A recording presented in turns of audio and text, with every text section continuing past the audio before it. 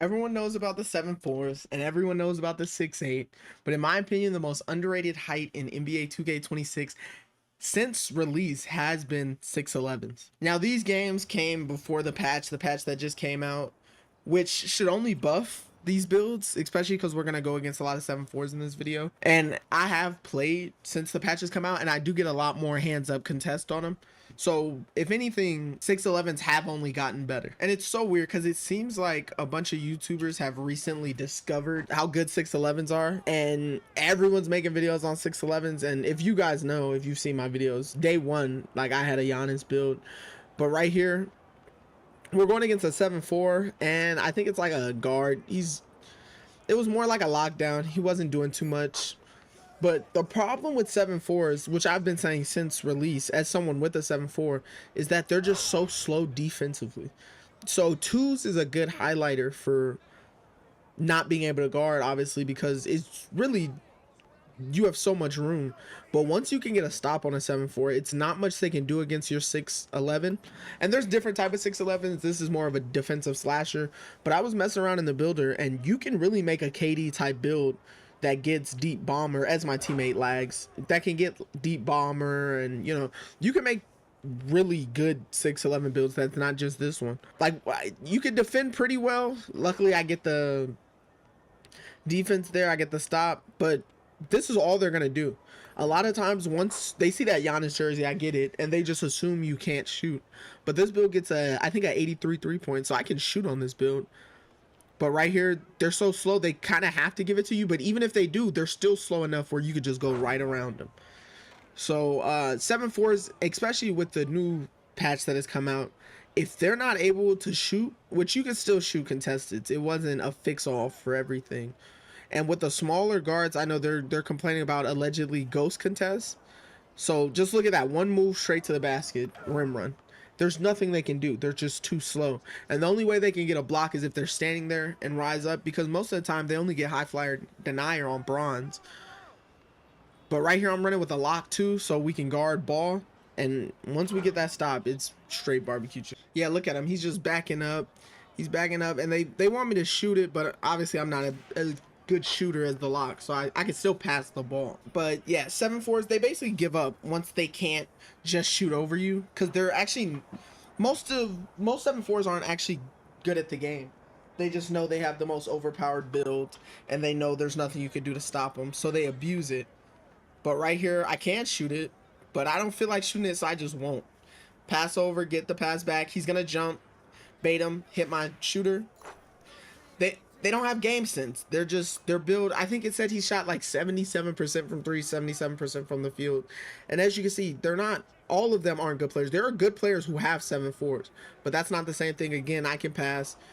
Actually misses, but right there on the putback. The 7'4s that have the 89 3-point, they only have like a 92 rebound. So they're not even like these elite rebounders. I could have shot it, no reason, get the best shot possible. Pump fake, and then I get the guard on me. From there, you can't guard me. There's nothing you can do. They're not very good. They were on, I think, a 12-game streak. But yeah, streak breaker, 16 for 16, 16 points, 100% from the field. Before we get into this next one, here's the cap breakers, the build. Here's the jump shot.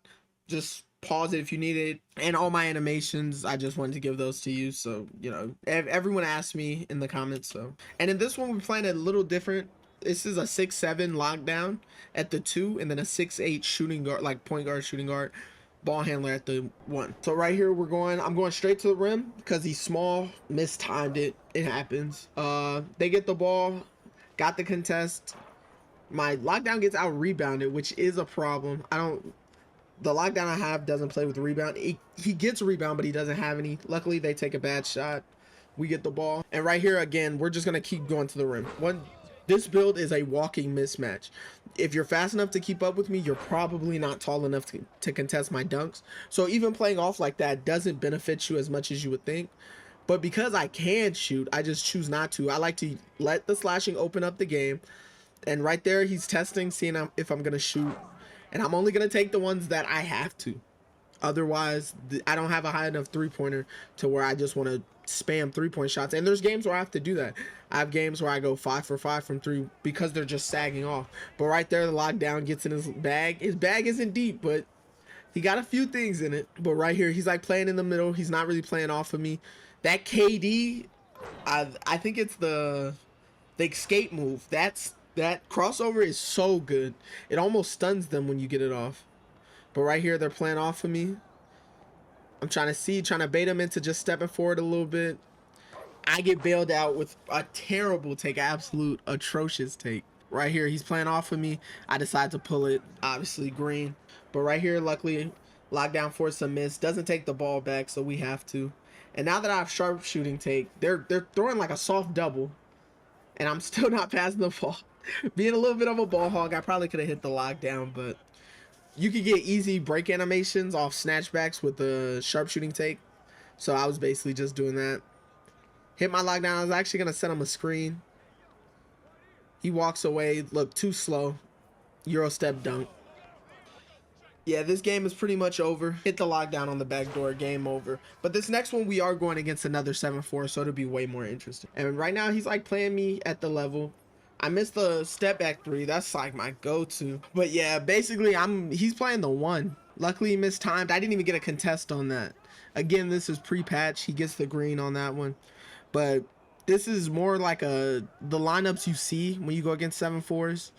I got the double jump contest. Couldn't get the board for my lock, but luckily I could. He runs to the rim, gets the dunk. Right here, I really don't want to give the ball up, so I'm trying to play as safe as possible. Get the lockdown switched on to me. I guess I forget he's a lock, but I still take it. Perfectly time it. But again, look, he can't guard me.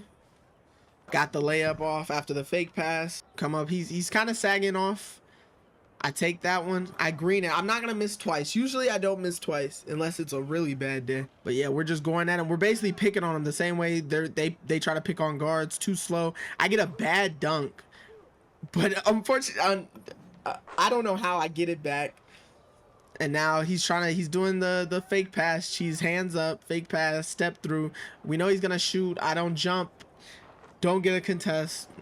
It's just how it is. They're 7-4. You're going to get 1 or 2 of those a game.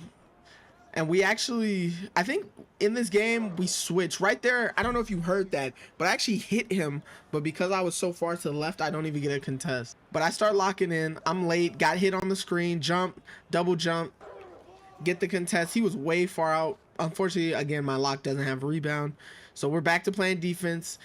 I get him to mistime it just because it gave him a different animation. But again, my lock gets boarded. Put back right here. I'm trying to get through it. I'm on his right, so I'm really not getting a contest. That wasn't contested. He just missed, luckily. But this is what they were doing all game. That one's 13%. That one's unfortunate. But they're just setting the screen and having them fight through it. And right here, my lock actually switches, and he tells me, because even if I get a stop, it doesn't matter. Because I can't rebound, he's just snagging the lock. So 6-7 lock, only a 4%. He knows he has to jump now. So he's doing the jump method. Perfectly times the jump. We get the rebound. And right here, we just have to try not to give up the ball. That's the goal. He drives past their lockdown, which is pitiful for the dunk. Right here, I got the lock on me. I go right past him, step back, dunk. I had two-way as well. He tries the method on the lock. He's holding still. You know, he wants to, jumps perfectly. Gets only 13%, but we corral the rebound, luckily. And right here, we know, yeah, that's probably the last one we're going to let them get. Right here, get the dunk. And this lineup is perfect because even though he's 6'7", he still gets contest enough to where we feel comfortable to switch. But again, if you're going against the right 7-4, that's a crazy take. I didn't even realize that happened. But luckily, we get the steal. If you go against a good enough 7-4, we don't miss those. You're still going to struggle. Like, this is a perfect method to guarding 7-4s. But it's the best. I got a break animation there, dunk the ball. But it is the best lineup that I've found that has been able to guard 7-4s. And 6'11s are the best height in the game for me, as someone who likes big ball handler, big ball handling builds. The Giannis, the KDs, those type of, even like a Paolo Banchero. That's the type of builds I like making. But if you did enjoy this video, like it, subscribe. On the road to 500 subscribers. Tell a friend and tell a friend, and peace.